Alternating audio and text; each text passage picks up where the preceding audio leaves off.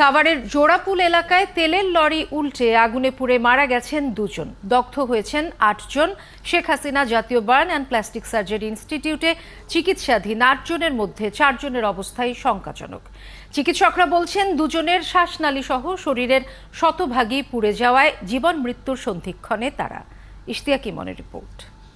Walton fridge কিনে অনেকের মতো আপনিও হয়ে যেতে পারেন মিলেনিয়াল। সেরা পণ্যের সেরা অফার।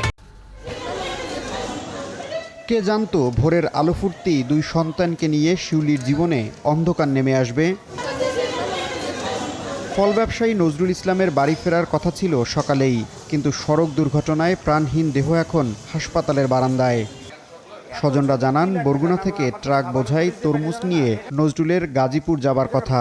ভোরের দুর্ঘটনায় মারা গেছে নজরুল। ইকবাল নামে আর এক পরিবহন শ্রমিকও মারা গেছে ঘটনাস্থলেই। নজরুলের ছোট ভাই সে ফুট করে বলছে যে ও তো ভাইয়া তো মেডিকেলে মারা গেছে, কিভাবে অ্যাক্সিডেন্ট হয়ে। প্রত্যক্ষদর্শীরা জানান, সাভারের জোড়াপুল এলাকায় তেলের লরি নিয়ন্ত্রণ হারিয়ে তরমুজবাহী ট্রাককে ধাক্কা দেয়। লরি থেকে তেল ছড়িয়ে পড়লে আশেপাশের 4টি পরিবহনে আগুন ধরে যায়। তেলের ট্রাকটা তরমুজের গাড়ির সাথে ধাক্কা দেয়, তারপরে উল্টা যায়, তেলটা রাস্তায় পড়া যায়। তেল আপনার যতদূর পর্যন্ত ছড়ায় গেছে ততদূর পর্যন্ত আগুন। দগ্ধ 8 জনের মধ্যে হেলাল ও সাকিব নামের দুজনের শ্বাসনালী সহ শরীরের শতভাগই পুড়ে গেছে। 10 বছরের শিশু মিমের 20% আর মতিন মোল্লার শরীরের 45% পুড়েছে। 6টা বাজে আমার বাবা ফোন দিছে, পরে কইতেছে তোর কাকার আগুন, গাড়িতে আগুন লাগছে, সব পুড়ে গেছে। চিকিৎসকরা বলছেন, দগ্ধদের 4 জনের অবস্থাই আশঙ্কাজনক।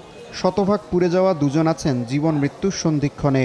আসলে আইসিইউতে সেই ধরনের রোগীদেরকে শিফট করা হয় যারা ক্রিটিক্যাল এবং যাদের বাঁচার সম্ভাবনা আছে। 100% যারা তাদের আসলে অবস্থা বেশি খারাপ, তাদেরকে আমরা এখন প্যালিয়েটিভ কেয়ার এইচডিইউ সাপোর্টে দিচ্ছি। আর যারা মধ্যবর্তী আছে তাদের মধ্যে একজনকে আইসিইউতে যেতে হবে এবং বাকিরা রুটিন কেয়ারেই থাকবে। দুর্ঘটনার পর সকালে ঢাকা আরিচা মহাসড়কে দেখা দেয় তীব্র যানজট। 4 ঘন্টার চেষ্টায় স্বাভাবিক হয় মহাসড়কের যান চলাচল। ইশতিয়াক ইমন, 71, ঢাকা।